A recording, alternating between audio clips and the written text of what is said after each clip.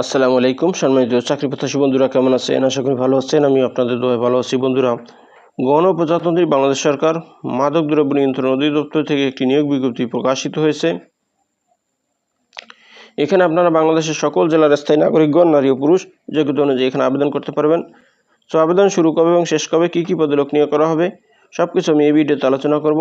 তো বন্ধুরা, আপনি যদি আমার চ্যানেলে নতুন হয়ে থাকেন তাহলে আমার চ্যানেলটি সাবস্ক্রাইব করে দিন, আর যারা অলরেডি সাবস্ক্রাইব করেছেন তাদেরকে অসংখ্য ধন্যবাদ।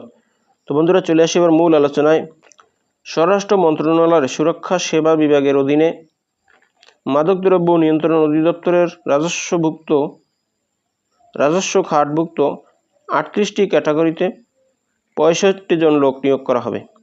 1 নম্বরে আছে স্টোর কিপার, এই পদে 13 জন লোক নিয়োগ করা হবে। এবার 2 নম্বরে আছে মোটর মেকানিক, এই পদে 1 জন লোক নিয়োগ করা হবে। 3 নম্বরে আছে ডাটা এন্ট্রি কন্ট্রোল অপারেটর, এই পদে 3 জন লোক নিয়োগ করা হবে। এবার 4 নম্বরে আছে অডিও ভিজুয়াল অপারেটর, এই পদে 1 জন লোক নিয়োগ করা হবে। 5 নম্বরে আছে পাম্প অপারেটর, এই পদে 1 জন লোক নিয়োগ করা হবে। 6 নম্বরে আছে রিসেপশনিস্ট, এই পদে 1 জন লোক নিয়োগ করা হবে।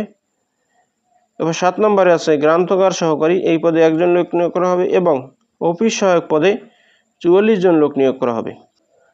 অস্থায়ী ভিত্তিতে সরাসরি নিয়োগের উদ্দেশ্যে বাংলাদেশের স্থায়ী নাগরিকদের নিকট হতে অনলাইনে আবেদনপত্র আহ্বান করা যাচ্ছে।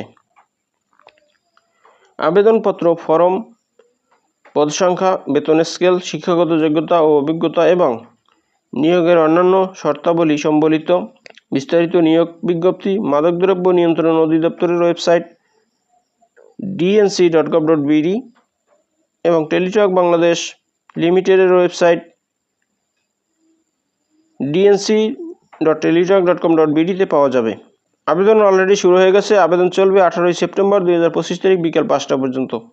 তো বন্ধুরা, এই হলো মাদকদ্রব্য নিয়ন্ত্রণ অধিদপ্তর থেকে প্রকাশিত নিয়োগ বিজ্ঞপ্তির বিস্তারিত। বন্ধুরা, ভিডিওটি যদি ভালো লাগে তাহলে আমার চ্যানেলটি সাবস্ক্রাইব করে দিন এবং ভিডিওটি শেয়ার দিয়ে অন্যদের দেখার সুযোগ করে দিন।